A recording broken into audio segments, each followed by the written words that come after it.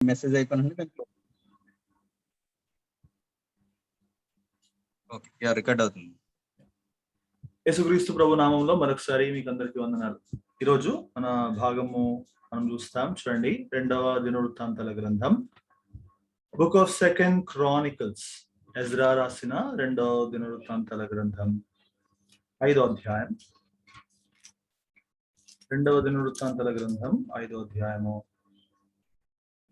కొన్ని వచనాలు చదువుకుంటాం. దీంట్లో 5వ అధ్యాయం మొత్తం చదివితే మంచిదే, కానీ సమయ హద్దుబాటుల్ని బట్టి కొన్ని చదువుకుంటాం. We will read some verses from this chapter.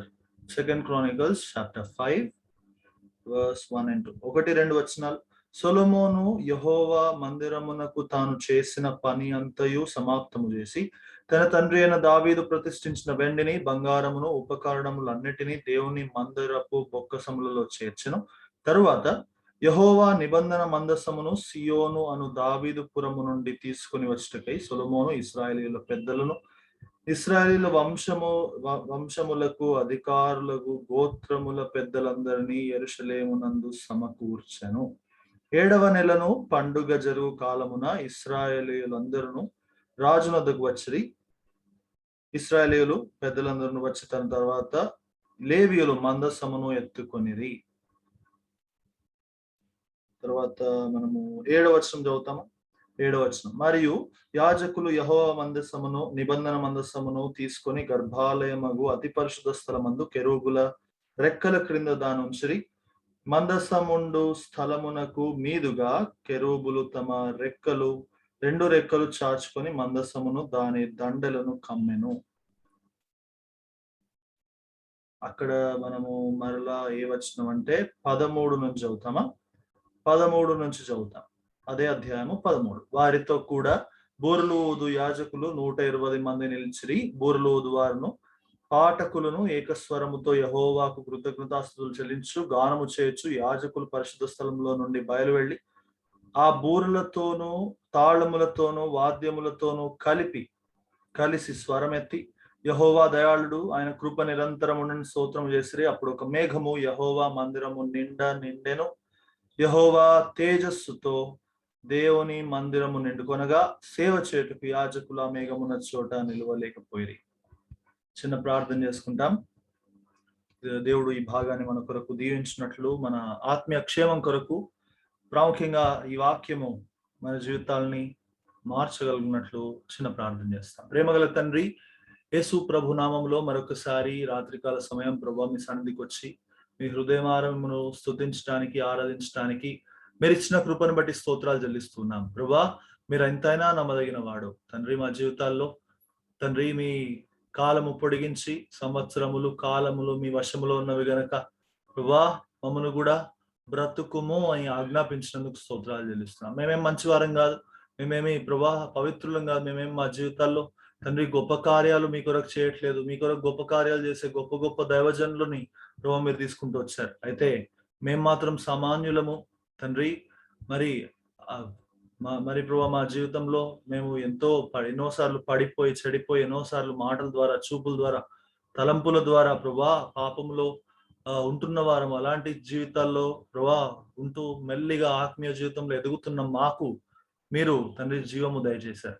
తండ్రి మీరు జీవాధిపతివే ఉండి మా యందు ఏ మంచితనము లేనప్పటికీ ప్రభా మీరు ఇచ్చిన జీవాన్ని బట్టి వందనాలు. ఈ దినము మేము కూడుకొని ప్రభా మిమ్మల్ని స్తుతించి ఆరాధించగలిగినట్లుగా యెహోవా దయాళుడు, ఆయన కృప నిరంతరం ఉండును అని యెహోవా మందిరములో నిల్చుండి యాజకులు ప్రభా గాన ప్రతిగానములు చేసినట్లుగా మేము కూడా మీ సన్నిధిలో ఈరోజు ప్రభా ఉండి మేము కూడా చెప్పుటకు యెహోవా దయాళుడు, మీ కృప మా ఎడల ఎంతో, కనికరం మా ఎడల ఎంతో ఎక్కువగా మా ఎడల చూపించినందుకే మేము ఇంకా ఇక్కడ ఉన్నాం. ప్రభా యాకోబు సంతతి అయిన మేము ప్రభా మోసపరిచే మేము తండ్రి, మోసములో ఉండే మేము ఇంకనూ లయము కాలేదు. దాన్ని బట్టి వందనాలు చెల్లిస్తున్నాను తండ్రి. మీరు ఇచ్చిన గొప్ప రక్షణ బట్టి స్తోత్రాలు. ఆ రక్షణలో ఆనందించుటకు, ఆ రక్షణలో ప్రభా ఉల్లసించుటకు, స్తుతించుటకు, ప్రతి విషయంలో మీరు ఇస్తున్న కృపను బట్టి వందనాలు చెల్లిస్తున్నాను. ప్రభా మీరే మీ వాక్యమును తేటగా మీ ప్రజలకు తెలియజేయమని ప్రార్థన చేస్తాం.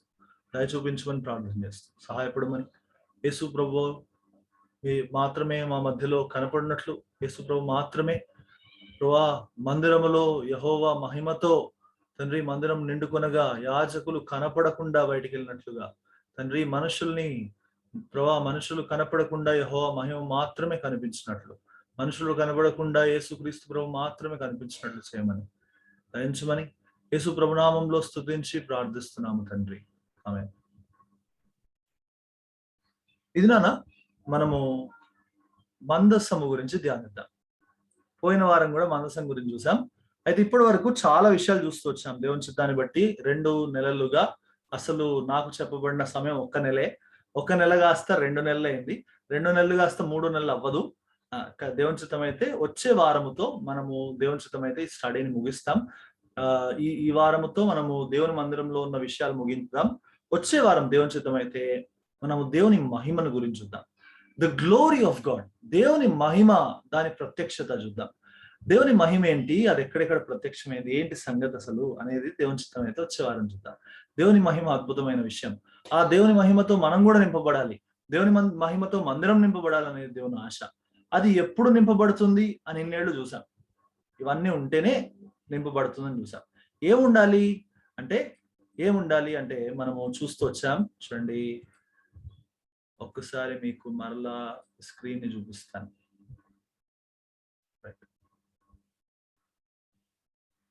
ఏమేమి ఉంటే ఈ మందిరము మహిమతో నింపబడుతుంది, యెహోవా తేజో మహిమతో యెహోవా మందిరం ఎట్లా నిండుకుంటుందంటే ఈ 7 ఉండాలని చూసాం. మన జీవితంలో బలిపీఠపు అనుభవం ఉండాలి. మనం బలి అవ్వాలి. మన జీవితాలని, మన శరీరాన్ని సజీవ బలిగా అర్పించాలని చూసాం. సముద్రపు తొట్టిని చూసాం, తర్వాత స్తంభాలను చూసాం, దీపస్తంభాన్ని చూసాం, బల్లను చూసాం, ధూప వేదికను చూసాం. ఇప్పుడు నిబంధన మందసం దగ్గర ఉన్నాం. We are at the place of the ark of the covenant. పోయిన వారము మనము చూసింది ఏంటంటే ఈ ద్వారం తెరుచుకొని లోపలికి వెళ్ళగానే మనము ఇది మనం పరిశుద్ధ స్థలాన్ని చూస్తున్నాం. ద్వారం తెరుచుకొని లోపలికి వెళ్ళగానే అతి పరిశుద్ధ స్థలాన్ని చూస్తాం. అతి పరిశుద్ధ స్థలంలో 2 కెరూబులు రెక్కలు చాపుకొని ఆ చాపిన రెక్కల క్రింద మందస్సాన్ని పెట్టడం చూస్తాం. ఈ మందస్సము, దీని పేరు నిబంధన మందసం అని చూసాం. దీనికి 3 పేర్లు ఉన్నాయి, కనీసం 3 పేర్లు ఉన్నాయి. నిబంధన మందసము అని పిలువబడడానికి అది కాకుండా, నిబంధన మందసం అనేది కాకుండా దీనికి ఇంకొక 3 పేర్లు ఏంటంటే సాక్ష్యపు మందసము, బలసూచకమైన మందసము, పరిశుద్ధమైన మందసము. ఈ 3 కూడా మనము చూస్తూ వచ్చాం. మన జీవితాలు కూడా ఈ మందసం ఏం చూపిస్తుంది? సాక్ష్యాన్ని చూపిస్తుంది. This shows the testimony, this shows the power of God. దేవుని బలాన్ని చూపిస్తుంది. ఇది సాక్ష్యం ఎలా చూపిస్తుంది? మనము మన జీవితాల్లో ఈ మందసము సాక్ష్యముగా ఉంది. 1 కాదు, 2 కాదు. మోషే సమయం నుంచి సొలొమోను సమయం వరకు కనీసం 400 సంవత్సరాలు సాక్ష్యముగా ఉంది. వీళ్ళ మధ్యలో ఎంతో మంది వస్తున్నారు, పోతున్నారు, పుడుతున్నారు, చనిపోతున్నారు. కానీ ఈ మందసం మాత్రము మోషే సమయం నుంచి సాక్ష్య రూపంగా ఉంది. This arc of the covenant is the arc of testimony. ఇది ప్రభు ఇచ్చిన సాక్ష్యం. సొలొమోను మందిరం నుంచి ఇర్మియా దాకా కూడా ఇది సాక్ష్యంగా ఉంది. ఇర్మియా దగ్గర నుంచి పరలోకానికి వెళ్ళేదాకా కూడా ఇది సాక్ష్యంగా ఉంది. This is the testimony of the lord. ఇది సాక్ష్యము. రెండోది, ఇది బలము. It shows. ఇది బలసూచకమైన మందసం. ఒక్కసారి ఫిలిస్తీయులు దీన్ని ఎత్తుకుపోయారు. మనం చూసాం సొలొమోను సమయంలో దీన్ని ఎత్తుకొని పోయినప్పుడు ఈ యొక్క మందసము ఎంత బలమైనదంటే, ఈ మందసము యొక్క దేవుడు ఎంత బలమైన వాడంటే, ఆ మందసము తీసుకుపోయిన మనం అవన్నీ చూడలేదు సమయాన్ని బట్టి. అయితే ఫిలిస్తీయులకి ఎన్నో రోగములు, తెగుళ్ళు వాళ్ళ ఊర్లకు వచ్చినాయి. మందసము చాలా బలమైనది. అంతేకాదు, మనం చూసాం ఈ మందసము ఎంత బలమైనదంటే యెహోషువ సమయంలో ఈ యోర్దాను నదిని కూడా ఆపేయగలిగినంత బలమైనది. యోర్దాను నది పైనుంచి కారుతున్న నీళ్లు ఒక్కసారి రాశిగా నిలిచాయి. అలాంటి బలసూచకమైన మందసం. యెరికో గోడలు లాంటివి పడిపోయాయి. బలసూచకమైన మందసం. అయితే ఇది పరిశుద్ధమైన మందసం కూడా. This is very holy. ఇది ఎవరు పడితే వాళ్ళు ముట్టుకునే మందసం కాదు, ఎవరు పడితే వాళ్ళు పట్టుకునే మందసం కాదు. ఉజ్జియా సంగతి చూసాం, పరిశుద్ధమైనది అది. ఈ మందసం చాలా పరిశుద్ధమైనది. ఉజ్జియా కాదు, క్షమించండి, ఉజ్జా. ఈ నిజంగా ఈ వ్యక్తి పట్టుకొని దాని యొక్క ప్రభావం ద్వారా చనిపోవడం చూసాం. ఇది నిజంగా పరిశుద్ధమైన మందసం. ఈ మందసము చాలా ప్రాముఖ్యమైనది. ఈ మందసాన్ని గురించి పోయిన వారం మనము 7 విషయాలు చూసాం. ఈ 7 విషయాలు మనము ప్రాముఖ్యమైన 7 విషయాలు దీని యొక్క చరిత్రను చూస్తూ వచ్చాం. మోషే సమయంలో ఆరంభమైన మందసము, యెహోషువ సమయంలో ఎలా ఉంది మందసము, సమూయేలు సమయంలో మందసం ఎలా ఉంది, దావీదు సమయంలో మందసం ఎలా ఉంది, తర్వాత ఒబేదెదోము దగ్గరున్న ఆ మందసం ఎలా ఉంది, తర్వాత సొలొమోను మందిరంలో మందసం ఎలా ఉంది, సొలొమోను మందిరంలో వైభవోపేతమైన మందసము ఒక్కసారిగా ఇర్మియా సమయానికి వస్తే ఎక్కడికి వెళ్ళిందో ఏమైందో తెలియని మందసం అనుకుంటాం. కానీ చరిత్ర అక్కడితో ఆగిపోలేదు. మనం చూస్తాం 10వ అధ్యాయం అనుకుంటా, పరలోకంలో ఆ ద్వారం తెరవబడగానే రాయబడింది. మనం పోయిన వారం చదువుతూ వచ్చాం. పరలోకంలో దేవుని ద్వారము, దేవుని మందిరము, ఆ దేవాలయములో నేను మందసమును చూచితిని అని యోహాన్ అంటాడు. ఈ 7 మందసాలు క్షమించండి, ఒకటే మందసము 7 వ్యక్తుల దగ్గర లేకపోతే 7 స్థలాలలో 7 ప్రదేశాలలో కనిపిస్తుంది. మోషే సమయంలో ఉన్న మందసం, మోషే చనిపోయాడు, మందసం మాత్రం ఉంది. యెహోషువ చనిపోయాడు కానీ మందసం ఉంది. సమూయేలు సమయంలో సమూయేలు చనిపోయాడు కానీ మందసం ఉంది. దావీదు చనిపోయాడు, మందసం ఉంది. ఒబేదెదోము చనిపోయాడు, సొలొమోను చనిపోయాడు, మందసం ఉంది. ఎక్కడ దాకుంది? పరలోకము దాకుంది. It is continuing. చూడండి, మోషేతో దేవుడు మందసం గురించి చెప్పినప్పుడు దేవుని ఆలోచన ఏంటంటే సొలొమోను దగ్గర నుంచి మందసం పోవాలి, లేదు ఇంతే ఇంకా సొలొమోను మందిరం దగ్గరే ఆగిపోవాలనేది కాదు దేవుని ఉద్దేశం. దేవుని ఉద్దేశం ఈ మందసం ఎక్కడికి రావాలంటే పరలోకానికి రావాలి. The plan of God is eternal plan. దేవుని ప్రణాళిక అది నిత్యమైన ప్రణాళిక. దేవుడు ఏదో నేను రక్షించి కొన్ని రోజులు వాడుకొని నేను పక్కన చెత్తబుట్టలో పడి లేదు, కాదు. నిన్ను ఒక నిత్యత్వం కొరకు ఏర్పరచుకున్నాడు. నిన్ను నిత్యత్వం కొరకు దేవుడు ఏర్పరచుకున్నాడు. దేవుడు ఇప్పుడు రక్షిస్తే నేను నిత్యత్వం కొరకు రక్షిస్తాడు. కొంతమంది దాన్ని తృణీకరించారు, నాకు వద్దని చెప్పారు, నాకు రక్షణ వద్దన్నారు. పొందిన వాళ్ళే, రక్షణ పొందేరాలు. దాన్ని తృణీకరిస్తే దేవుడు ఏం చేయలేడు. ఆ రక్షణని కాలదనితే దేవుడు ఏం చేయలేడు. చూడండి, చాలా మంది అడుగుతారు, అరే ఇదేంటి రక్షణ ఒక్కసారి పొందితే ఖచ్చితంగా అందరు పరలోకానికి వెళ్ళిపోతారు కదా, మరి యూదా ఇస్కరియోతు పొందాడు కదా. యూదా ఇస్కరియోతు రక్షణ పొందాడు. యూదా ఇస్కరియోతు ఏం చేశాడు? పరిచర్య చేశాడు. యూదా ఇస్కరియోతు దెయ్యాలను నిలగొట్టాడు. యూదా ఇస్కరియోతు సువార్త చెప్పాడు, అద్భుతాలు చేశాడు. బైబిల్లో ఉన్నాయి. ఇద్దరిద్దరిగా పంపించినప్పుడు వారు వచ్చి మాట్లాడిన విషయం ఏంటి తెలుసా? ఎవరు? ఈ పరిచారకులు, ఈ శిష్యులు యేసుప్రభు దగ్గరకు వచ్చి చెప్పింది ఏంటంటే, మేము దెయ్యాలు నిలగొట్టగలుగుతున్నాం, మాకు దెయ్యాలు వింటున్నాయి, మేము ఒక్కసారి ప్రార్థన చేస్తే స్వస్థతలు వస్తున్నాయి. ఏంటి ప్రభువా అంటే, ప్రభు అంటాడు, ఏమంటాడు? మీరు చేసే అద్భుతాలని బట్టి ఆనందించకండి, మీ పేర్లు పరలోకమందు రాయబడి ఉన్నాయి కాబట్టి ఆనందించండి. అంటే అక్కడ యూదా ఇస్కరియోతు కూడా ఉన్నాడు. యూదా ఇస్కరియోతు బలలో పాలు పొందుతున్నాడు. యూదా ఇస్కరియోతు నిజానికి మన భాషలో చెప్పాలంటే రక్షణ పొందినోడే. కానీ ఏం చేశాడంటే రక్షణను తృణీకరించాడు. రక్షణ నువ్వు పొంది ఉంటే ఖచ్చితంగా ఈ రక్షణ నేను పరలోకానికి తీసుకెళ్తుంది. అయితే నువ్వు రక్షణను తృణీకరిస్తే, నాకు ఈ రక్షణ వద్దు అనుకుంటే, ఈ రక్షణ పొందిన వాళ్ళే రక్షణ వద్దు ఉన్నారు కొంతమంది ఉన్నారు, నాకు వద్దు అని కాలదన్నారు. వాళ్ళు కాలదనిన కారణాన్ని బట్టి దేవుడు ఆ రక్షణని మన తల మీద రుద్దడు, బలవంతంగా రక్షణ ఇవ్వడు. అది నీ ఇష్టం. It is your wish to take that salvation or not. ఆయన తీసుకున్న తీర్మానాన్ని బట్టి. దేమా ఇహలోకమును స్నేహించి లోకానికి వెళ్ళిపోయాడు. అరే అప్పటిదాకా పరిచయం చేసింది దేమా, అప్పటిదాకా స్వార్థలో ఉన్న దేమా, అప్పటిదాకా సాక్ష్యం ఇచ్చిన దేమా ఏం చేశాడు? దేమా వదిలేసి వెళ్ళిపోయాడు.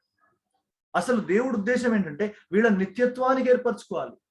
మందసములాగా మోషే దగ్గర ఏర్పరచుకున్న అదే మందసాన్ని పరలోకంలో దేవుడు చూస్తా ఉన్నాడు. That is what the eternal plan for every man and every women. అదే దేవుడు మన పక్షాన ఉన్న దేవుని ప్రణాళిక. నిన్ను నన్ను ఆ పరలోకంలో చూడాలి దేవుడు. మనం ఈ లోకం కొరకు కాదు. మనం ఒక మాట రాసాం చూడండి, 1 కొరింథీ పత్రిక, మంచి మాట చూడండి. 1 కొరింథీయులకు రాసిన పత్రిక 15వ అధ్యాయము 19వ వచనం. 1 కొరింథీ 15:19. ఈ జీవిత కాలము మట్టుకే మనము క్రీస్తునందు నిరీక్షణ ఉంచిన వారమైన ఎడల మనుషులందరికంటే దౌర్భాగ్యులమే ఉందము. ఏం మాట ఇది? ఏం మాట అంటాడు ఈ పౌలు? గారు ఏమంటున్నారు చూడండి. ఈ జీవిత కాలం మట్టుకే మనం క్రీస్తునందు విశ్వాసం ఉంచితే, క్రీస్తునందు నిరీక్ష ఉంచితే, క్రీస్తునందు మనం నమ్మిక పెట్టుకుంటే, అరే ఈ లోకంలో ఉన్న వాళ్ళకన్నా దౌర్భాగ్యులం కదా మనం. ఎందుకంటే తిందుము త్రాగుదుము, ఒకరోజు చచ్చిపోతాం కదా. అదే మాట అంటాడు. అక్కడ మనం కింద చదివితే తింటారు, లోకస్తులు కూడా అదే చేస్తున్నారు కదా. ఏం చేస్తున్నారు? వాళ్ళు తింటున్నారు, త్రాగుతున్నారు, సుఖిస్తున్నారు, చచ్చిపోతున్నారు, అయిపోయింది, ఇంకా జీవితం అయిపోయింది అనుకుంటున్నారు. మనం కూడా ఈ లోకంలో ఉన్నంత మట్టుకే యేసుప్రభువుని నమ్మట్లేదు. We are believers to eternity. మన నిత్యత్వము ఆరంభమైపోయింది. మళ్ళీ చెప్తున్నాను, మన నిత్యత్వం ఆరంభమవుతోంది కాదు, మన నిత్యత్వం ఆరంభమైపోయింది. We are eternal beings from now. మనం రక్షించబడిన నాటి నుంచి మనం నిత్యత్వానికి నిర్ణయించబడ్డాం. మనం నిత్యులం. ఈ లోకంలో చనిపోవచ్చేమో, కానీ జీవిస్తా ఉన్నాం మనం. అందుకే ఒక దైవజనుడు అన్నాడు కదా, బిల్లీ గ్రహం గారు అనుకుంటా, ఆయన అన్నాడు, do not say I'm dead. If I'm dead, నేను చనిపోతే ఇంకో ఈయన చనిపోయాడు అనకండి, నా అడ్రస్ మారింది అంతే అన్నాడు ఆయన. ఇక్కడ ఇన్నేళ్ళు ఈ అడ్రస్ లో ఉన్నాను, భూలోకం అనే అడ్రస్ లో, ఇప్పుడు నా అడ్రస్ మారి పరలోకానికి వెళ్ళింది. మనం పరలోక సంబంధం, మనం నిత్యులం. We are of eternal people. మన విలువలు నిత్యమైనవి, మన జీవితం నిత్యమైనది, మన యొక్క నడక నిత్యమైనది, మన ప్రతిదీ నిత్యమైనదే. దేవుడు చేసేదంతా నిత్యత్వం కొరకు చేస్తాడు. మందసాన్ని నిత్యత్వం కొరకు చేశాడు. సరి చేశాడు. మనం నిబంధన మందసం గురించి చరిత్రలో 7 విషయాలు చూసాం. ఈ నిబంధన మందసములో చూద్దామా ఒక్క మాట చూడండి. ఆ మాట చూడక్కర్లేదు, ఆ రోజు కూడా చూస్తూ వచ్చాం. నిజానికి మోసే సమయంలో దానిలో 3 ఉన్నాయి. ఏవి? 2 పలకలు, తర్వాత బంగారు పాత్ర, మన్నా బంగారు పాత్ర, తర్వాత అహరోను చిగురించిన కర్ర. ఈ 3 ఊడున్నాయి. కానీ సొలొమోను సమయానికి వచ్చేటప్పటికి ఈ 3 2 కనబడవు. అవి ఏమయ్యాయో తెలియదు. కానీ దానిలో మాత్రం 2 పలకలు మాత్రమే కనిపిస్తాయి. 2 పలకలు మాత్రమే కనిపిస్తాయి. ఈ 2 పలకలు మాత్రం మనకు కనిపిస్తాయి కాబట్టి, ఈ 2 పలకలు నిజానికి 3 కూడా ఏవి?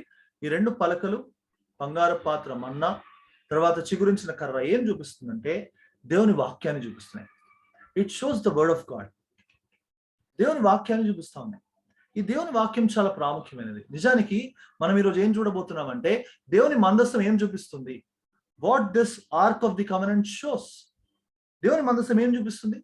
దేవుని మందసము దేవుని వాక్యాన్ని చూపిస్తుంది. అందుకే మనం చూసాం పోయిన వారము, ప్రభు అంటారు, నీవు అతి పరిశుద్ధ స్థలంలోకి రాగానే కరుణాపీఠం మీద నుండి 2 కెరూబుల మధ్యలో నుండి యెహోవా స్వరము మోషే వినను అనే మాట ఉంటుంది. యెహోవా స్వరము వినిపించే స్థలం అతి పరిశుద్ధ స్థలం. యెహోవా స్వరము అనేది చాలా ప్రాముఖ్యమైనది. దేవుని మందిరంలో ఎన్నున్నా కూడా దేవుని వాక్యము, దేవుని స్వరము లేకపోతే అది వ్యర్థమే, అది సంపూర్ణమైనది కాదు. దేవుని వాక్యము లేని మందిరము సంపూర్ణమైన మందిరం కాదు. చూడండి, మళ్ళీ చెప్తున్నాను, దేవుని వాక్యము లేని దేవుని మందిరము సంపూర్ణమైన మందిరము కాదు. అందుకే దేవుని వాక్యం ఉన్న మందిరానికి వెళ్ళాలి, దేవుని వాక్యము లేని మందిరాలకు వెళ్ళకూడదు. ఎందుకంటే మందిరంలో ఎన్నున్నా కూడా, అక్కడ బలిపీఠం ఉండనియండి, సముద్రపు తొట్టు ఉండనియండి, బల్లలు ఉండనియండి, దీపం ఉండనియండి, దీప స్తంభాలు ఉండనియండి, అక్కడ ఈవెన్ ధూపవేదిక కూడా ఉండనియండి, లోపల బంగారం ఉండనియండి, ఎన్ని గొప్ప వెలగలు ఉండనియండి, మందసము లేనిదే, దేవుని వాక్యము లేనిదే. దేవుడు ఆ యొక్క దేవుని వాక్యాన్ని అంత గౌరవించాడు. అది మందిరం అనిపించుకోడు. మందిరం సంపూర్ణము కాదు. మందిరం సంపూర్ణం ఎప్పుడవుతుందంటే దేవుని వాక్యం ద్వారానే సంపూర్ణం అవుతుంది. అందుకే ఒక్కసారిగా మందసముని లోపలికి తీసుకురాగానే యాజకులు మందసమును మోసి గర్భాలయములో అతి పరిశుద్ధ స్థలంలో పెట్టగానేమేంది? మహిమ వచ్చేసింది. Word of God brings glory of God. దేవుని వాక్యము దేవుని మహిమను తీసుకొస్తుంది. దేవుని వాక్యము లేని చోట దేవుని మహిమ ఉండదు. అందుకే సౌలుడు బక్సింగ్ గారు తన జత పని వారు దేవుని వాక్యానికి అంత ఘనత ఇచ్చారు, అంత మహిమ ఇచ్చారు. దేవుని వాక్యానికి వీళ్ళే ఘనత ఇవ్వలేదు. నిజానికి దేవుడే ఘనత ఇచ్చాడు. చూడండి, God glorified his word. Bakht Singh గారు దేవుని వాక్యానికి ఘనత ఇచ్చాడు నిజమే, కానీ భక్త్ సింగ్ గారికి ముందే దేవుడే తన వాక్యానికి ఘనత ఇచ్చాడు. చూద్దాం చూడండి. 138 కీర్తన 138 2వ వచనం. నీ పరిశుద్ధాలయము తట్టు నేను నమస్కారము చేయుచున్నాను, నీ నామమంతటి కంటే నీవిచ్చిన వాక్యమును నీవు గొప్ప చేసి ఉన్నావు. చాలండి. నీ నామమంతటి కంటే, దేవుని నామమంతటి కంటే దేవుని నామమంతటి కంటే ఏది గొప్పదంట? ఏది గొప్పది? దేవుని వాక్యం గొప్పది. చూడండి, దేవుని నామమే గొప్పది. బైబిల్లో ఏమని రాశారంటే, అన్ని నామముల కంటే పైనామమైన యేసుక్రీస్తు ప్రభు నామం అంట. యేసు నామమే అన్నిటికన్నా పైనామం. ఇప్పుడు అన్నిటికన్నా పైనామం కన్నా పైన ఏముంది? దేవుని వాక్యం ఉంది. Able to understand? అన్నిటికన్నా పైనామము యేసునామము. నీ నామమంతటి కంటే నీ వాక్యముని గొప్ప చేశావు. దేవుని నామము కన్నా గొప్పది ఏదైనా ఉందా అంటే దేవుని వాక్యం. It is word of God, none other than word of God. దేవుని వాక్యం అద్భుతమైనది. దేవుని వాక్యము అందుకే ఆది కాండం నుంచి ప్రకటన వరకు దేవుడు కోరుకునేది తెలుసా? నా వాక్యం వినండి, నా వాక్యం వినండి, నా వాక్యం వినండి, నా వాక్యం. ఇదే మీరు నా మాటలు గైకొనినడెలా, నీవు నా ఆజ్ఞలు గైకొనినడెలా నేను ఇలా చేస్తాను. గైకొనకపోతే అలా అయిపోయింది. Simple logic. బైబిల్ మొత్తం ఏముందంటే, నువ్వు నా మాట విను, నువ్వు నా మాట చదువు. సింపుల్, ఏం లేదు. దేవుని వాక్యం is the core concept of the word of God. దేవుని వాక్యంలో ఉన్న ప్రాముఖ్యమైన విషయం ఏంటంటే దేవుని వాక్యమే. దేవుని వాక్యం, బైబిల్లో ఉన్న ప్రాముఖ్యమైన విషయం ఏంటంటే దేవుని వాక్యమే. The word of God is the primitive in the word of God. దేవుని వాక్యం చాలా గొప్పది, చాలా ఘనమైనది.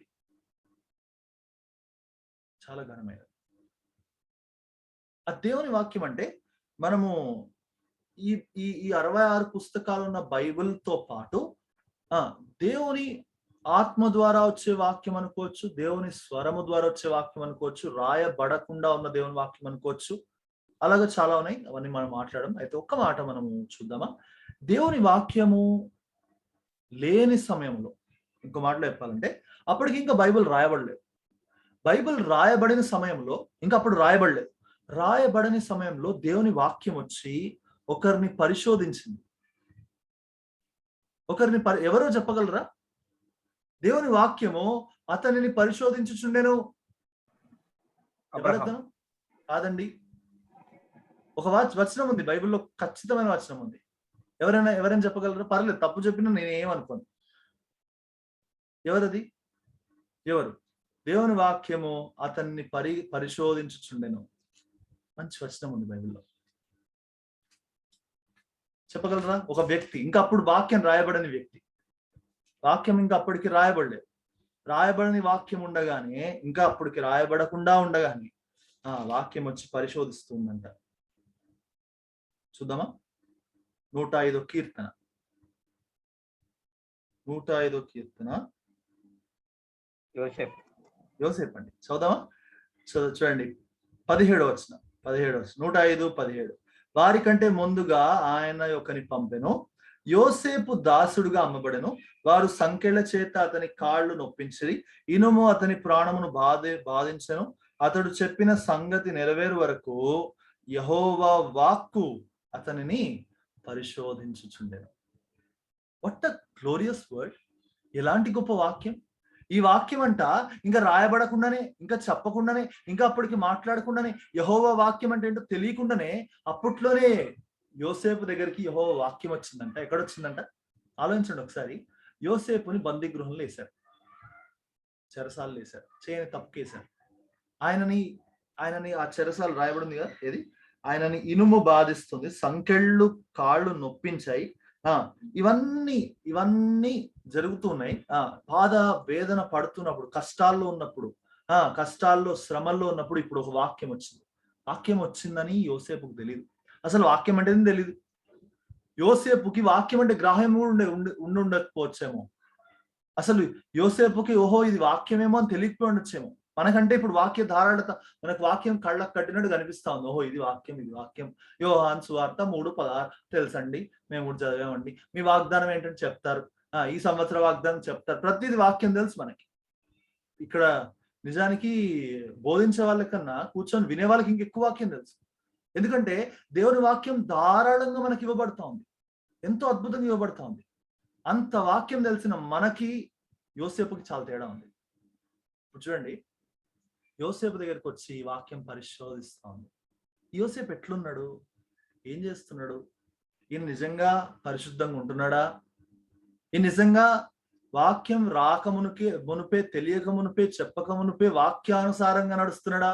వాక్యం లేనప్పుడే చూడండి, వాక్యం లేనప్పుడే యోసేపుని వాక్యం పరిశోధిస్తే, వాక్యం ఉన్నప్పుడు మనల్ని వాక్యం ఇంకెంత ఎక్కువగా పరిశోధిస్తుంది. చూడండి, మళ్ళీ చెప్తాను. వాక్యము, రాయబడిన వాక్యము లేనప్పుడే వాక్యం వచ్చి యోసేపుని పరిశోధిస్తుంటే, రాయబడిన వాక్యం ఉండి మనం చదువుతూ, వింటూ, ధ్యానిస్తూ, బోధిస్తూ ఇంతున్న మనకి వాక్యం ఎంతగా పరిశోధిస్తుంది. How much great this word of God will try us and test us. ఎప్పుడు పరిశోధించింది తెలుసా? శ్రమల్లో ఉన్నప్పుడు, బాధల్లో ఉన్నప్పుడు, చేతులకి కాళ్ళకి సంకెళ్ళు ఉన్నప్పుడు, మన జీవితంలో కష్టాలు ఉన్నప్పుడు, శ్రమలు ఉన్నప్పుడు, మన నోటి నుంచి వచ్చే మాటలు ఎలా ఉంటాయి? నాకే వచ్చింది, ఎందుకు ప్రభు ఎందుకు ఇదంతా, వాళ్ళు బాగున్నారు వీళ్ళు. చూడండి, వాక్యం పరిశోధిస్తుంది మిమ్మల్ని. ఎప్పుడైనా నువ్వు బాధలో ఉన్నప్పుడు, శ్రమల్లో ఉన్నప్పుడు గొణకకు, సనగకు, అయ్యో నాకే ఎందుకు వచ్చింది ఇది అనకు. ఎందుకంటే వాక్యం నేను పరిశోధిస్తోంది. యోసేపు సంకెళ్లలో ఉన్నప్పుడు వాక్యం ఎట్లా పరిశోధించిందో నిన్ను వాక్యం పరిశోధిస్తుంది. నువ్వు పెట్టుకుంటావే నీ బెడ్ పక్కన, నాకు తెలుసు ఖచ్చితంగా మన విశ్వాసులు ఖచ్చితంగా బాలేనప్పుడు మాత్రం, మామూలుగా ఉన్నప్పుడు పెట్టుకుంటారు లేదు కానీ బాలేనప్పుడు మాత్రం ఖచ్చితంగా పెట్టుకుంటారు పక్కన బైబుల్. అంటే నేను కూడా పెట్టుకున్నానులేండి. అంటే ఇప్పుడేం చదువుదామని, మంచిదే పెట్టుకోవడం తప్పు కాదు. కానీ ఒక మాట మాత్రం గుర్తుపెట్టుకోండి, మన జీవితంలో కష్టాల గుండా వెళ్తున్నప్పుడు, డబ్బులు లేనప్పుడు, ఆస్తి పోయినప్పుడు, అసలు వ్యాపారం నడవనప్పుడు, అప్పుల్లో కూరుకుపోయినప్పుడు, కష్టాల్లో, కరోనాలో, రోగాలలో, వ్యాధుల్లో ఉన్నప్పుడు ఏం చేస్తుంది తెలుసా? ఈ వాక్యం నిన్ను పరిశోధిస్తుంది. బాగున్నప్పుడు పరిశోధించే వాక్యం వేరే, బాగాలేనప్పుడు పరిశోధిస్తుంది వాక్యం. జాగ్రత్త, జాగ్రత్త. వాక్యం పరిశోధిస్తా ఉంది నిన్ను. వాక్యం చాలా ప్రాముఖ్యమైనది. వాక్యం ఎలాంటిది తెలుసా? ఈ రోజు వాక్యం ఎలాంటిదో కొన్ని చూద్దాం.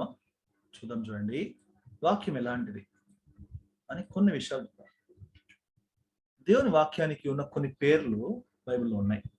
మనం అన్ని చూడడం, మనకు అన్ని తెలుసు. వచనాలు కూడా తీయక్కర్లేదు, మనకి చాలా తెలుసు.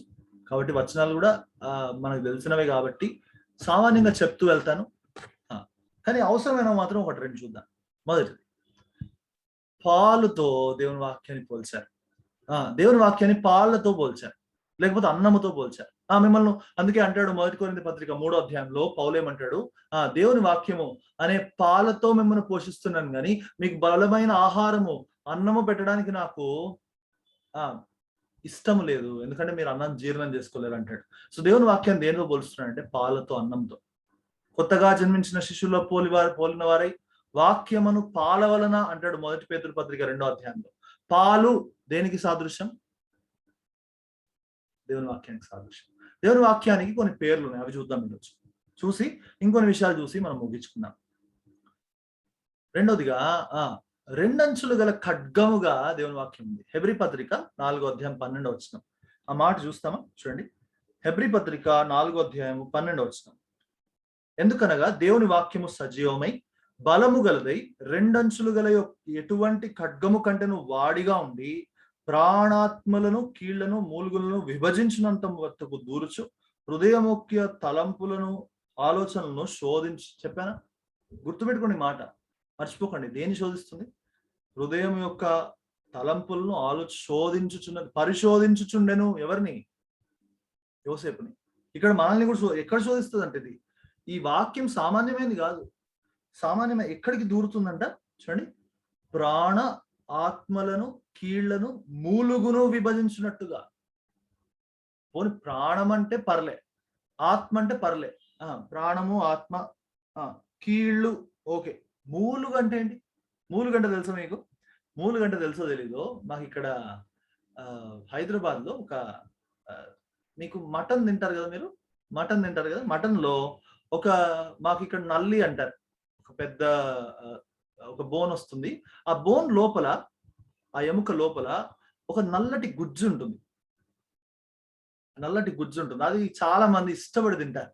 కొంతమంది అయితే నాలాంటి వాళ్ళు అయితే కొడతారు, ఇంకా రాకపోతే పట్ట పట్ట కొడుతుంటారు. ప్లేట్ సౌండ్ వస్తూ ఉంటది.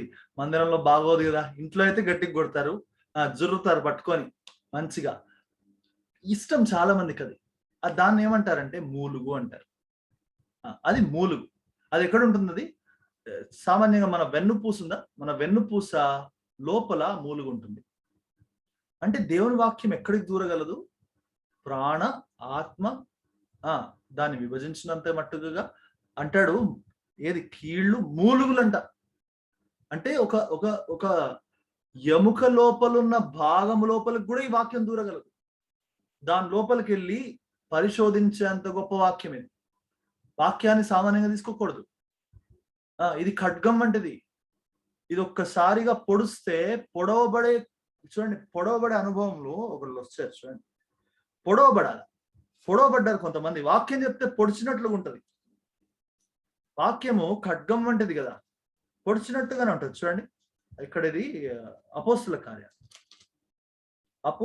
కార్యాలు 2వ అధ్యాయం. చూడండి, 2వ అధ్యాయంలో 37 అన్న నొచ్చుకొని, చూడండి అన్నమాట. వారు ఈ మాట విని హృదయములో నొచ్చుకొని అనే మాట రాశారు. నొచ్చుకొని అనే మాట 1 అనేసి కింద ఒక మాట రాశారు చూడండి. పొడువబడి, ఫుట్ నోట్ లో రాశారు అది. పొడువబడి, దే వర్ పియర్స్డ్. పొడవబడ్డారు. గుచ్చుకుంటది వాక్యం. చూడండి, చాలా మందికి ఈ మధ్య వాక్య బోధకులంతా కూడా ఏం అనకూడదు, మెల్లిగా వాక్యం చెప్పాలి, ఏదో ఏదో సులభంగా ఆశీర్వాదం, నేను దేవుడు దీవిస్తాడు, ఆశీర్వదిస్తాడు, బాగుంటావు, అంతా సమయం, ఇలాగే చెప్పాలనుకుంటారు. దేవుని వాక్యం పొడుస్తుంటే ఇష్టం ఉండదు వాళ్ళకి. కొన్నిసార్లు నేను ఒక మందిరంలో చూశాను. నేను ఒక మందిరంలో ఒక ఆయన చెప్తున్నాడు ఎక్కే ముందు, ఇంకో ఆయన వాక్యం చెప్పడానికి ఎక్కుతున్నాడు. ఆ మందిరంలో ఉన్న సహోదరుడు ఈ వాక్యం చెప్పే సహోదరుడికి ఏం చెప్పాడు తెలుసా? బ్రదర్, వచ్చే వారం మీకే వర్తమానము, కొంచెం మీరు గట్టి మాటలు ఏమి ఉపయోగించకండి, సంఘానికి తేనె పూసినట్లుగా ఒక పైన ఏదైనా అలా ఆశీర్వాదం గురించి చెప్పేసి వెళ్ళిపోండి. మీరు 1-2 సార్లు వచ్చినప్పుడల్లా మీరు సంఘంగా సరిగ్గా ఉండట్లేదని చెప్పి హెచ్చరిక మాటలు చెప్తున్నారు. అట్లా చెప్పకండి. సంఘానికి మంచిగా ఏది దువ్వినట్టుగా మంచి మాటలే చెప్పి ఆశీర్వాదపు సువార్త చెప్పి వెళ్ళిపోండి అని చెప్పాడు. ఈయన అసలు వినలేదు. సరే, ఈయన చెప్పాడు, అది వేరే సంగతి. కానీ రోజుల్లో ప్రజలు ఎట్లయిపోయారంటే, ఒక మాట గట్టిగా మాట్లాడితే నన్ను అంటాడా, ఒక సంఘ పెద్దలు గాని, బాధ్యత గల సహోదరులు గాని, దేవుని సేవకులు గాని ఒక్క మాట అంటే నన్ను అంటారా? ఈ మాట చూడండి, మన జీవితాల్లో తగ్గించుకునే జీవితం నేర్చుకోవాలి. యవనస్తులు ఎవరైనా కాల్లో ఉంటే, యవనస్తులంగా మనము ప్రాముఖ్యంగా తగ్గించుకునే జీవితం కలిగి ఉండాలి. ఎందుకంటే ఈ ఎవరైనా మనల్ని ఏదైనా అన్నప్పుడు ఒక మాట దేవుని ఆ పుల్పిట్ దగ్గర నుంచి ఒక మాట వచ్చినప్పుడు మనకది అర్థం కావాలి. చాలా మంది అనుకుంటారు ఇది ఖడ్గం వంటి వాక్యం కదా.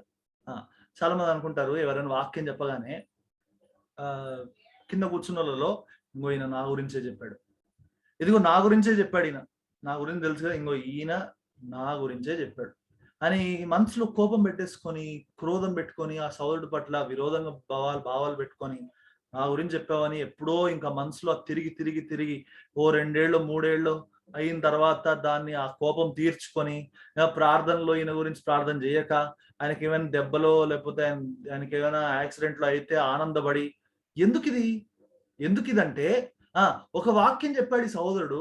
ఏం చెప్పాడంటే, ఈయన గుచ్చుకున్నది, ఈయన గురించే చెప్పాడు అనుకున్నాడు. అవును కదా, నీ గురించే కదా చెప్పింది.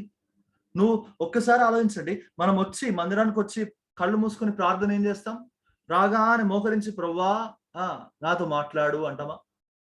నేనైతే అంటాను, ప్రభువా ఈరోజు నాతో మాట్లాడండి, నాలో ఏమైనా తప్పులు ఉంటే చూపించండి, నేను ఎక్కడైతే సరి చేసుకోవాలి చూపించండి అని చెప్తాం కదా. ఇప్పుడు ఒక వాక్యం నీ గురించే వచ్చింది, నువ్వేదో తప్పులో ఉన్నావు, ఆ తప్పుని ఆ వాక్యం చూపించినప్పుడు సరి చేసుకోవచ్చు కదా. ఆ దృక్పథము రెండించుల గల ఖడ్గములో ఉంది. అది కోసే వాక్యం, అది ఖండించే వాక్యం, అది నొచ్చుకుంటాం. అది రాగానే దేవుని వాక్యం నొప్పిస్తుంది. అంతేకాదు, దేవుని వాక్యం నీరు వంటిది, అది కడుగుతుంది. చాలాసార్లు చూసాం ఎఫ్ఎస్సి పత్రికలో 5వ అధ్యాయంలో, అది నీరు వంటి వాక్యం అని చూసాం. తర్వాత ఇది అగ్ని వంటి వాక్యం కూడా. This is like a fire. ఇర్మియా గ్రంథంలో అంటాడు, ఇర్మియా గ్రంథం చూడండి అన్నమాట, ఇర్మియా గ్రంథము 23 అనుకుంటా, ఇర్మియా గ్రంథము 23, 29 అక్కడ 2 మాటలు రాస్తారు, అగ్ని వంటిది, సుత్తె వంటిది అని కూడా రాస్తారు. చూడండి ఇర్మియా గ్రంథము 23, 29. 29 వచ్చు. నా మాట అగ్ని వంటిది కాదా, బండను బద్దలు చేయు సుత్తె వంటిది కాదా. ఆయన వాక్యము అగ్ని వంటిది, సుత్తె వంటిది, ఇదంతా తెలిసిందే. అయితే ఈ అగ్ని ఒక దగ్గర పనిచేసింది, ప్రతిదీ పనిచేసింది. సమయం లేదు అందుకే చూసుకోవట్లేదు. ప్రతిదీ పనిచేసింది. ఈ అగ్ని ఒక దగ్గర పనిచేస్తుంది. యేసు ప్రభు ఒకసారి మాట్లాడుతూ ఉంటారు. వీళ్ళిద్దరు నడుస్తూ ఉంటారు. ఈ ఇద్దరు నడుస్తుంటే యేసు ప్రభు మధ్యలో వచ్చి, యేసు తానే వారితో కూడా నడిచెను. లూకాసు వార్త 24వ అధ్యాయం. అప్పుడు వాళ్ళు ఆ మాటలు విని విని విని విని యేసు ప్రభు నడిచిన దారి దగ్గర నుంచి మా ఇంటికి రమ్మని పిలిచి, ఇంటికి వెళ్ళి బల్ల విరిచి ఇదంతా అయిన తర్వాత యేసు ప్రభు ఒకసారి మాయమైపోతారు, వెళ్ళిపోతారు. వెళ్ళిపోయిన తర్వాత ఇప్పుడు వాళ్ళు ఏమంటారో తెలుసా? చూడండి, లూకాసు వార్త 24వ అధ్యాయం. దేవుని వాక్యం ఎలాంటిది? ఈ దేవుని వాక్యము ఒక్కసారి చెప్పగానే 32వ వచనం, 24వ అధ్యాయం 32వ వచనం. వారు ఆయన త్రోవలో మనతో మాట్లాడుచు లేఖనములను మనకు బోధపరచుచున్నప్పుడు మన హృదయము మనలో మండుచుండలేదా అని ఒకరినొకడు చెప్పనేది. మండుతుంది, వాక్యం మండుతుంది. వాక్యం హృదయం మన హృదయంలో ఈ వాక్యం మండుచుండలేదా? మన హృదయంలో మండుచుండలేదా? వాక్యం మండిస్తుంది హృదయాలని. ఎంతో మంది హృదయాలని మండించింది వాక్యం. చల్లారిపోయిన హృదయాలని మండించే వాక్యం ఇది. ఈ వాక్యాన్ని మండించిన వాక్యం చేతబట్టుకొని ఒక్కొక్కరు మంటని అందుకే దేవుని వాక్యం రాశారు. దేవుని మందిరం దగ్గర ఏమని రాస్తారంటే, ఆ దీపము ఆరిపోకూడదు, అది నిత్యము వెలుగుచుండవలను, ఆ దీపం ఆరిపోకూడదు. ఆ దీపం గురించి మాట్లాడారు. దేవుని వాక్యం మండాలి. దేవుని వాక్యము మండాలి. అది అద్దం వంటిది, దాని నిజ స్వరూపం చూపిస్తుంది. యాకోబు పత్రికలో చూస్తాం అన్నమాట. మన అందుకే పాట కూడా ఉంది కదా, ఈ నీ వాక్యము అగ్ని సుత్తె వంటిది, అది 2 ఇంచులు గల ఖడ్గం. ఇట్లా పాట, నీ స్వరము వినిపించు ప్రభు అనే పాటలో అన్ని ఉంటాయి. అయితే మన జీవితాలు వీటి ద్వారా కట్టబడుతున్నాయా లేదా? నిజంగా మన జీవితంలో ఈ దేవుని వాక్యం అద్దంలాగా చూపిస్తా ఉందా లేదా? చూడండి, ఒకసారి ఒక ఆయన అంటాడు, దేవుని దాసుడు అంటాడు కదా, నువ్వు అద్దం ముందు నించుంటే నువ్వు కనిపించకూడదు, దేవుని వాక్యం కనిపించాలి. నువ్వు ఈ బైబిల్కి ప్రతిబింబం లాగా ఉండాలి. ప్రజల దగ్గరికి వెళ్ళగానే నువ్వు ఒక బైబిల్ లాగా ఉండాలి.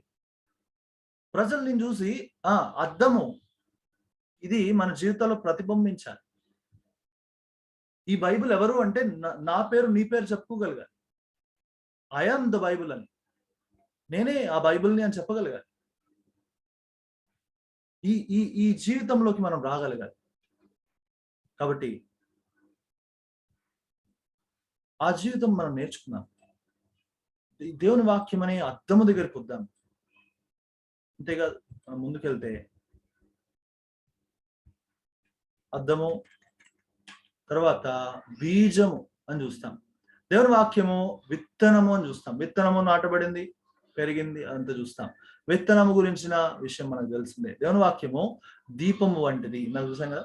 దేవుని వాక్యం వెలిగిస్తుంది, వెలుగునిస్తుంది. తర్వాత దేవుని వాక్యం మేలిమి బంగారము వంటిది.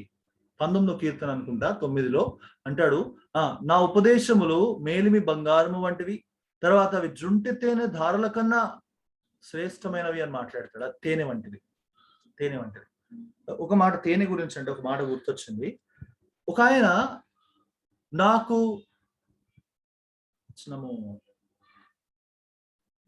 నాకు నీ వాక్యము రాగా నేను దాన్ని భుజించి తిని, హెచ్కేల్ గ్రంథం,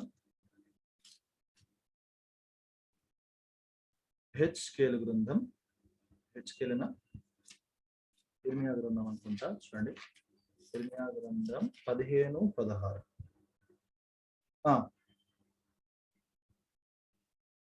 15, 16. నీ మాటలు నాకు దొరకగా నేను వాటిని భుజించితిని. సైన్యములకు అధిపతికి యెహోవా దేవా, నీ పేరు నాకు పెట్టబడెను. నీ మాటలు నాకు సంతోషమును, నా హృదయమునకు ఆనందమును కలుగజేసెను. మనం చూస్తే హెచ్కేల్లో ఇంకో మాట ఉంటుంది. హెచ్కేల్ కూడా ఈ మాటలు నాకు దొరకగా నేను భుజించితిని అనే మాట రాస్తాడు. అయితే హెచ్కేల్ దగ్గర ఏముంటుందంటే అవి అవి నా నోటికి తీపిగా అనిపించని అంటాడు. 3:3. 3:3 అన్న చూడండి. అవును మరి. హెచ్కేలు 3:3. హెచ్కేలు గ్రంథం 3వ అధ్యాయము 3వ వచనం చూద్దామా. చూడండి. నరపుత్రుడా, చూడండి, నరపుత్రుడా, నేను ఇచ్చుచున్న ఈ గ్రంథమును ఆహారముగా తీసుకొని దానితో నీ కడుపు నింపుకొనమని నాతో సెలవీయగా నేను దాన్ని భక్షించితిని. అది నా నోటికి తేనె వలె మధురముగా ఉండెను. చూడండి, దేవుని వాక్యం భక్షించాలి, తినాలి. You have to eat the word of God. దేవుని వాక్యం తిన్నప్పుడు అది ఏమైతుంది? తేనె వలె ఉంటుందంట. తేనె వలె ఉంటుంది. తిన్నారు కొంతమంది వాక్యాన్ని తిన్నవారు 7 ఉన్నారు. అందరిని చూడము, అయితే 2 చూసాం, ఇర్మియాని, తర్వాత హెచ్కేల్. ఈ వాక్యాన్ని తినాలి. ఈ వాక్యం తినాలి. ఈ వాక్యం తినుట ద్వారా మనకి ఎంత మాధుర్యత ఇది. అయ్యో, ఈ వాక్యం యొక్క మాధుర్యత మనం ముందు చూస్తాం. ఇంకొక దేవుని చిత్తం అయితే ఈ వాక్యం యొక్క ప్రాముఖ్యతలు కూడా చూద్దాం. తర్వాత ఇది జుంటి తేనె ధారలే కాదు, ఈ వాక్యం దేంతో పోల్చారంటే మందస్సంతో పోల్చారు. మందస్సం అంటే దేవుని వాక్యమే. మందస్సము చాలా విషయాల్ని పోలుస్తా ఉంది. దానిలో మందస్సము దేవుని వాక్యము కూడా పోల్చబడతా ఉంది. This arc of the covenant is nothing but the word of God. దేవుని వాక్యము ఈ మందస్సంతో పోల్చబడింది. ఆఖరిగా చూస్తే చాలా విషయాలు ఉన్నాయి ఇంకా, అయితే ప్రాముఖ్యమైన 12 విషయాలు మాత్రమే పెట్టాను. ప్రాముఖ్యమైన 12 విషయాల్లో దేవుని వాక్యముతో పోల్చబడిన ఒక విషయం ఏంటంటే యేసుక్రీస్తు ప్రభు. యేసుక్రీస్తు ప్రభువే దేవుని వాక్యం. The personification of the word of God is lord Jesus Christ. ఒక వాక్యానికి వ్యక్తి రూపము దాలిస్తే, మనిషి రూపం ఇస్తే యేసుక్రీస్తు ప్రభువే. అందుకే రాయబడింది, ఆది యందు వాక్యము ఉండెను, వాక్యము దేవుని వద్ద ఉండెను, వాక్యము దేవుడే ఉండెను.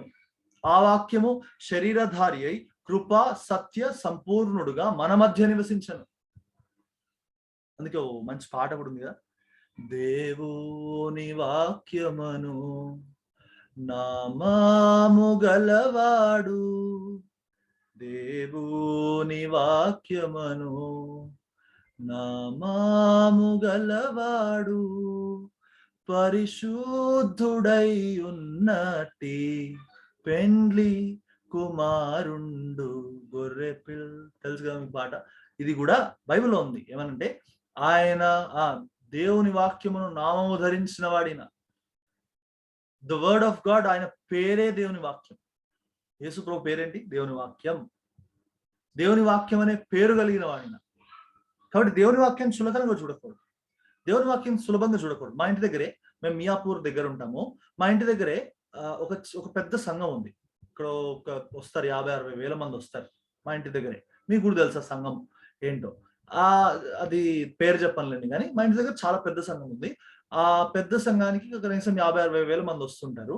నేను ప్రతి ఆదివారం వెళ్ళేటప్పుడు వాళ్ళ పొద్దున్నే సెషన్ అయిపోయి వాళ్ళు ఇంట్లోకి వెళ్తుంటారు. సగం మంది నేను చూసినప్పుడు, వాళ్ళే కాదు, నేను చాలా మందిని రోడ్ల మీద కూడా చూసినప్పుడు, ఆదివారాలు వాళ్ళ విశ్వాసులు బైబిల్ ఇలా పట్టుకుంటారు, ఇలా పట్టుకొని ఊపుకుంటూ మెల్లిగా వెళ్తుంటారు. నేను పట్టుకొని వాళ్ళని, brother, we have to respect the word of God. దేవుని వాక్యాన్ని ఘనపరచాలి బ్రదర్. దేవుని వాక్యం ఇలా ఊపకూడదు. దేవుని వాక్యాన్ని చేత్తో, హోల్డ్ ద వర్డ్ ఆఫ్, దేవుని వాక్యాన్ని చేత్తో పట్టుకోవాలి. అందుకే ఫిలిప్పీ పత్రికలో ఒక మాట రాసుంటుంది.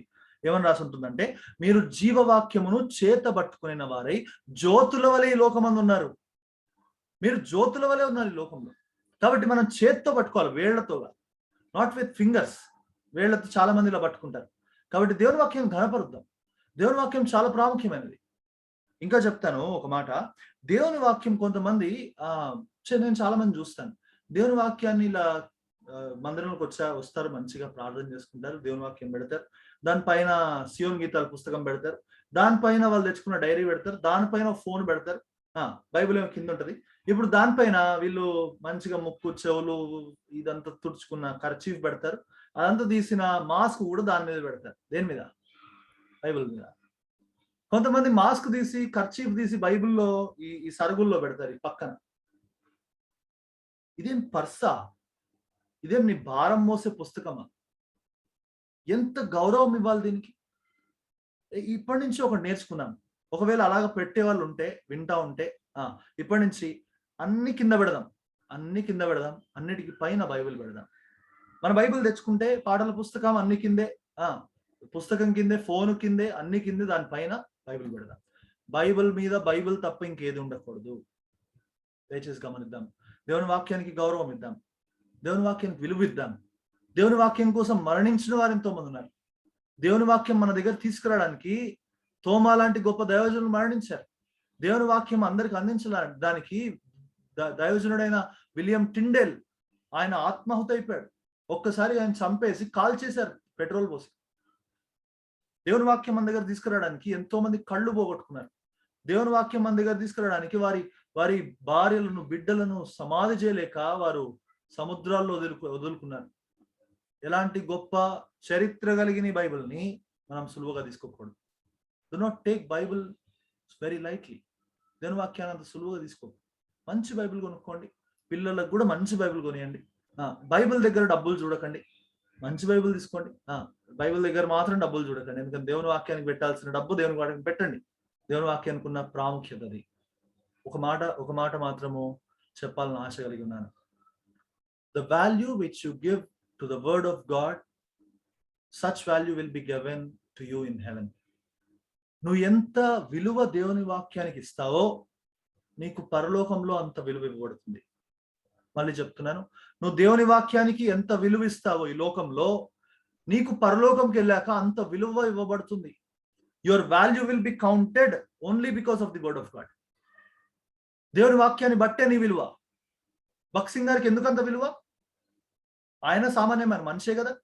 ఎందుకు దైవజనుడైన బిల్లీ గ్రహం గారికి అంత విలువ? ఎందుకు దైవజనుడైన విలియం కేరీ గారికి అంత విలువ? వాళ్ళు సామాన్య మనుషులే కదా. ఎందుకు యాంగ్ చో గారికి అంత విలువ? ఎందుకు గొప్ప గొప్ప దైవజనులకు అంత విలువ? ఎందుకంటే దీన్ని బట్టి విలువ. వాళ్ళలో ఏం లేదు. Nothing is there in them. వారు సామాన్యమైన మనుషులు, కానీ ఆ వాళ్ళలో మహిమైశ్వర్యం ఒకటి నింపబడింది. ఈ వాక్యాన్ని బట్టి విలువ. The value of a person will be decided only by the word of God. నీకున్న విలువ దేవుని వాక్యాన్ని బట్టే. దేవుని వాక్యాన్ని చులకనగా చూడదు. దేవుని వాక్యాన్ని సామాన్యంగా చూడదు. దేవుని వాక్యాన్ని గౌరవం ఇద్దాం. దేవుని వాక్యాన్ని విలువ ఇద్దాం. అయితే కొన్ని విషయాలు చూద్దాం. దేవుని వాక్యానికి గురించి కొన్ని విషయాలు చూద్దాం. కొన్ని విషయాలు చూసి ముగించేద్దాం. దేవుని వాక్యం మనం చూసేటప్పుడు దేవుని వాక్యంతో ఏం చేయాలి? What we have to do with the word of God. మనం నిబంధన మందస్సము గురించి చూస్తున్నాం. ఆఖరిగా ఒక 7 విషయాలు చూద్దాం. 20 విషయాలు ఉన్నాయి. 7 విషయాలు మాత్రం చూసి ముగించేద్దాం. దేవుని వాక్యాన్ని మనం ప్రకటన గ్రంథం 1వ అధ్యాయం చూస్తే ఆ మాట చూద్దాం. మిగతావన్నీ సామాన్యంగా చెప్పేస్తాను. చూడండి, ప్రకటన గ్రంథం 1వ అధ్యాయం 2వ వచనం. Revelation chapter 1 and verse 3. 3వ వచనం చూడండి. 3వ వచనం అనుకుంటా. సమయము సమీపించినది గనుక ఈ ప్రవచన వాక్యములు చదువువాడును, వాటిని విని ఇందులో రాయబడిన సంగతులు గైకొను వారును ధన్యులు. సమయం సమీపించింది గనక చదవాలి, వినాలి, తర్వాత గైకొనాలి. వాక్యాన్ని చదవాలి, తర్వాత వాక్యాన్ని వినాలి, తర్వాత వాక్యాన్ని గైకోవాలి. తర్వాత 2 తిమోతి పత్రిక 4వ అధ్యాయంలో రాస్తాడు, వాక్యమును బోధించుటందు నీవు సమయమందును అసమయమందును నీ వాక్యమును బోధించుము. వాక్యముని బోధించాలి. 4వది. మొదటిది చదవాలి, 2వది వినాలి, తర్వాత 3వది గైకొనాలి. గైకొనట అంటే ఆచరించాలి. సొలొమోన్ అదే అంటాడు ప్రభు. ఏమంటాడు తెలుసా? సొలొమోన్ మందిరం కడుతుండి రాత్రి నిద్రపోతాడు. నిద్రపోగానే ప్రభు ఒక్కసారి ప్రత్యక్షమవుతారు. ప్రత్యక్షమై మాట అంటారు. ఏమంటారు తెలుసా? నీవు నా మాటలు చూడండి. ఆ మాట చూస్తామా? గైకొనాలి అనే మాటకి చెప్తున్నాను నేను. మనం చదువుతాం, వింటాం, బాగానే ఉంది, కానీ గైకొంటామా? మీరు వాక్యమును చదువువారు మట్టుకి, వినువారు మట్టుకే అయి ఉండక దాన్ని గైకొను వారనే ఉండు యాకోబు పత్రికలు అంటాడు. చూడండి, మొదటి రాజుల గ్రంథం 6వ అధ్యాయము. సొలొమోన్తో దేవుడు ఒక మాట అంటాడు. ఆ మాట చదువుకొని మనం ముందుకు వెళ్తాం. చూడండి, 6వ అధ్యాయం 11వ వచనం. 6వ అధ్యాయం మొదటి రాజులు 11. అంతలో యెహోవా వాక్కు సొలొమోనుకు ప్రత్యక్షమై ఇలాగూ సెలవిచ్చెను, ఈ మందిరమును నీవు కట్టించున్నావే, నీవు నా కట్టడలు న్యాయ విధులను అనుసరించి నడుచుకొంచు నేను నియమించిన ఆజ్ఞలన్నిటినీ గైకొని ఎడల నీ తండ్రి అయిన దావీదుతో నేను చేసిన వాగ్దానం నీ పక్షం స్థిరం, నా జనులైన ఇశ్రాయేలును విడిచిపెట్టగా నేను వారి మధ్య నివాసం చేస్తాను. దేవుని వాక్యాన్ని నువ్వు గైకొంటే, దాన్ని గైకొంటే ఏం చేస్తాడంట, నేను మీ మధ్య నివసిస్తాను, నేను నిన్ను ఎప్పుడు ఆశీర్వదిస్తాను. గైకొనాలి. చూడండి, మనం చదవాలి, వినాలి, తర్వాత గైకోవాలి, తర్వాత ధ్యానించాలి. we have to meditate the word of God. ఐదోది మనం చూసాం, 2 తిమోతిలో బోధించాలి. నువ్వు దాన్ని బోధింపక చూడండి, యెహోషువతో ప్రభు అంటారు, ఏమంటారంటే ఈ ధర్మశాస్త్ర గ్రంథంలోని విషయంలో నువ్వు బోధింపక తప్పిపోకూడదు. బోధించాలి. ఐదోది చదవాలి, వినాలి, గైకోవాలి, తర్వాత ధ్యానించాలి, తర్వాత బోధించాలి. ఆరోదిగా జ్ఞాపకం ఉంచుకోవాలి. Memorise the word of God. జ్ఞాపకం ఉంచుకోవాలి. ఆరోదిగా జ్ఞాపకం ఉంచుకోవాలి. నీవు దీన్ని నా మాటలు జ్ఞాపకము చేసుకొని నీవు ఇలాగ చేయగలను. ఈ మధ్య యవనస్తులు, నేను ఎక్కడ యవనస్తుల మీటింగ్కి వెళ్ళినా కూడా యవనస్తులకి అసలు కంటత చేయడం కూడా రావట్లేదు. నేను ఒక ప్రశ్న అడిగితే సమాధానం చెప్తారు, దానికి సమాధానం తెలుస్తుంది, కానీ వచనం అడిగితే సమాధానం చెప్పలేదు. ఈ వచనం ఎక్కడుంది, పోను ఒక 4-5 రెఫరెన్స్లు చెప్పండి అంటే నిజంగా ఈ మాట చెప్పాల్సిందే. తల్లిదండ్రులు పిల్లలకి మెమరీ వర్స్లు నేర్పించట్లేదు.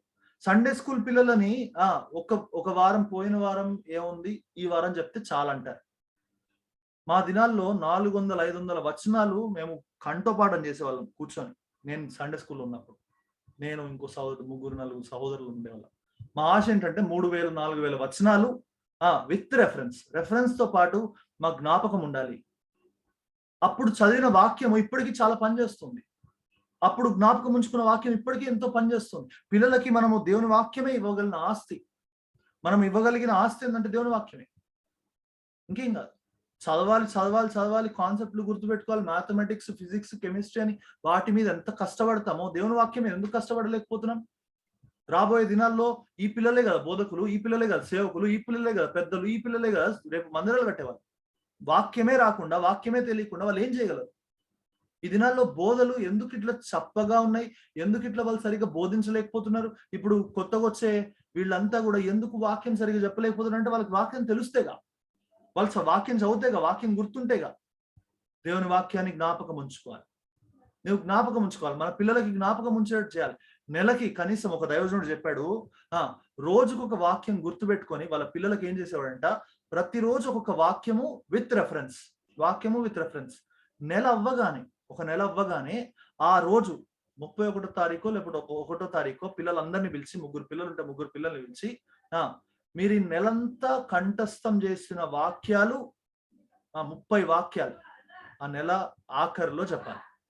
చెప్పగానే వాళ్ళకి గిఫ్ట్లు కూడా ఇస్తాడు ఈయన.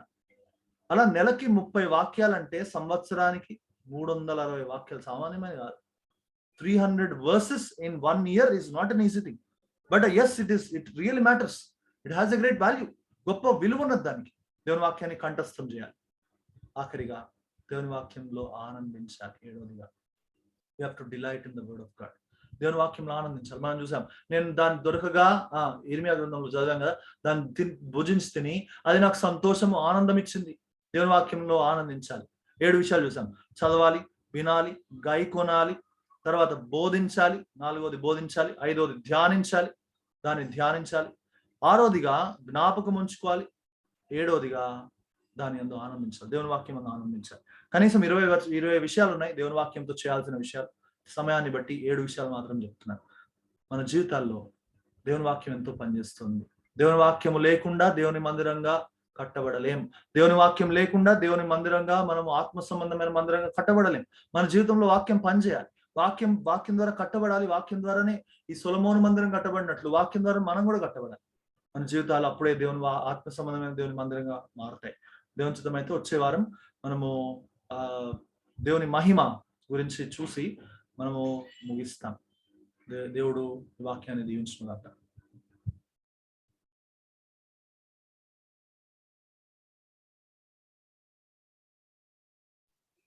శాంసన్ గారు వచ్చారు.